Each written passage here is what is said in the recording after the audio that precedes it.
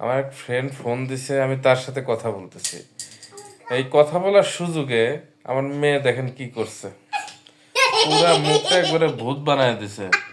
তুমি আবার আসছো কেন? যাও, হয়েছে, যাও, তুমি যাও। না বাবা, আর না, আর দিও না, যাও। এমনি দেখো, এমনি ভূতের মতো চেহারা আমার, আরো ভূত বানায় দিছো। ঠাকুন বানায়ও না তো বাবা, একবারে কি বানায় দিলে এগুলা। আমি সবাইকে বলে দেবো।